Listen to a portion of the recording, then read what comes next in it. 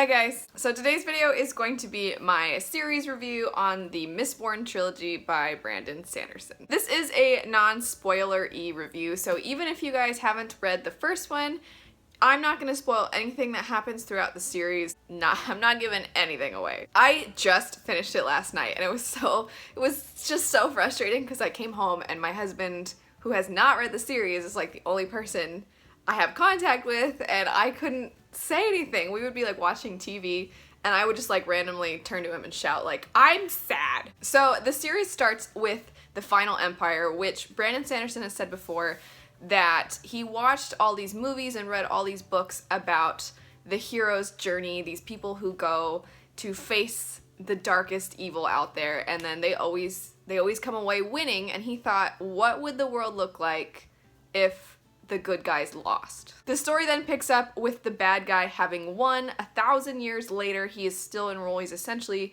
become a god to the people, and he has split society into two divisions of nobility and ska. Nobility are thought to have gained the Lord Ruler's favor because in the past they were the ones who aided him against the other side, against his opposition, and ska are supposedly the people who did not support him. And so after 1,000 years, he has separated them to the point where the nobility are the only ones that possess something called allomancy, which is the magic system in the book, and the ska people have none of it. This results in extreme oppression of the ska people. They have no means of trying to rebel because they just can't face the people who have allomancy. And the way allomancy works is that people have the ability to ingest metals, and there are a series of different ones. Most of the time, if people have allomancy, they can only burn one kind of metal that gives them one specific kind of power.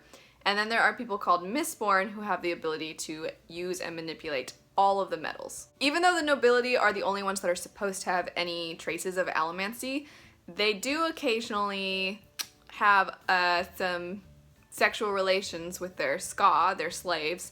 And although the Lord Ruler has ordered people to kill anybody that they might potentially get pregnant, not everybody follows up on this command, and occasionally there are ska people born with misting and mistborn abilities. The first book then plays out as a heist story. It takes a collection of people who have banded together, who have misting and mistborn abilities, who are trying to free the ska people from the Lord Ruler's oppression. I did personally find the first book to be really good.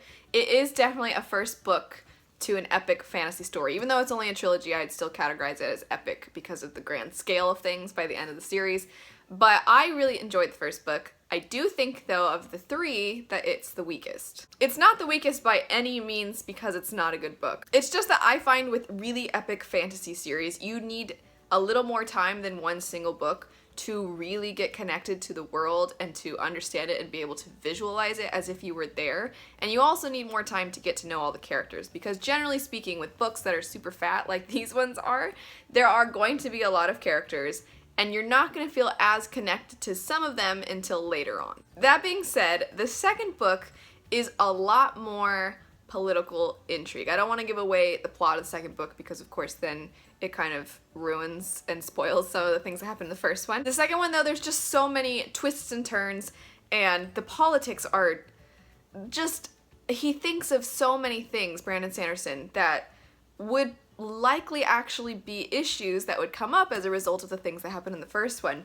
And it's so aggravating. I remember because a lot of the times I'd be listening to it in my car on audiobook, which, by the way, the narrator for the audiobooks is amazing. But I just remember there were specific parts where things would be happening and I'd be like sitting stuck in traffic driving and be like, no, like freaking out about the things that were going on and just in shock. It was crazy that he just has the ability to make you think it's going one direction and think like, oh, things are finally looking up, and then just crushing it. We do get kind of introduced to more characters, or get to know more characters in the second book, a few of which, especially like the bad guys in book 2, I think are phenomenal. Definitely some of my favorites in a series. There is also a phenomenally written fight scene, a battle scene. I mean, all of the books have plenty of action, and the action is written in a way that even though the concept of the different kinds of abilities that the metals give can be a little overwhelming when you first start reading it, by the end, it's just, you picture it perfectly in your mind. After that, then of course, book 3 comes along,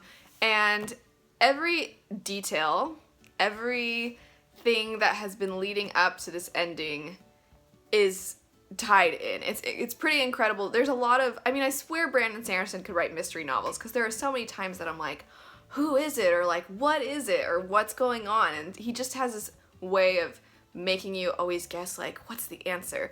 And he delivers. He delivers. It's such a great conclusion to the series. It's emotional. There's tons of action, and action at its peak. I honestly am kind of surprised. I feel like on BookTube it's fun to talk about couples you'll ship or whatever. I don't really understand what that means, but couples that you just love together. And I think the love story in this series is kind of overshadowed often by the fact that the action is so good and the battles and the political intrigue and how everything ties together. It gets overlooked, but really it's quite a beautiful love story. The characters, they grow with one another. I think that the male between the couple at first, I mean, I always liked him, but I think seeing how he grew and how the female helped him get to that place and how he helped her become a better version of herself, and how they grew together, but they always loved each other.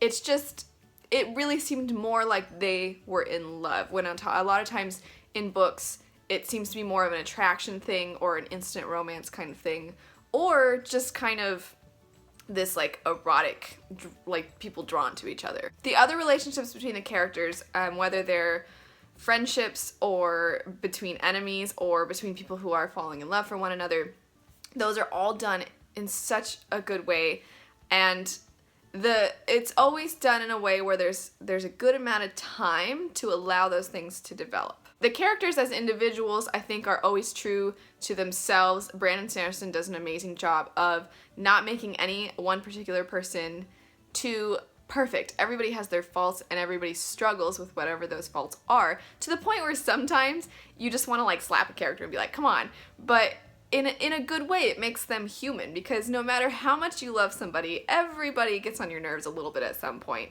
and he just makes everybody have their strengths and have their weaknesses. As far as the writing itself, because so far I've just kind of mentioned elements of good storytelling, but the writing itself, I find a lot of times people are afraid to read adult fantasy because they are a little bit overwhelmed, or they find it's too dense or too overly detailed.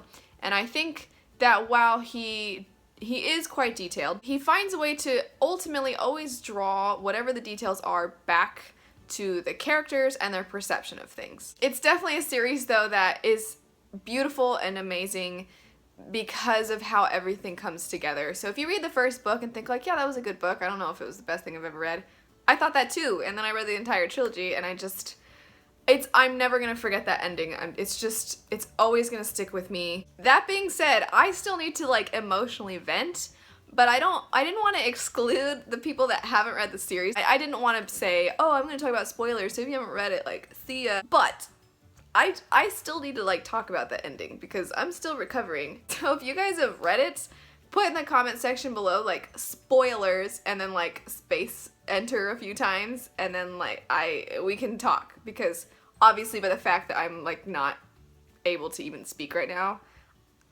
that ending is just filled me up with just so many feelings. If you guys haven't read it but plan to or really want to, let me know that in the comment section down below. And if you have read it, like I said, I would love to talk to you, because this series is so good. Anyway, fangirling aside, if you guys would like to see a book chat video, let me know. I'd be happy to do one, but like I said, I just didn't want to exclude anybody.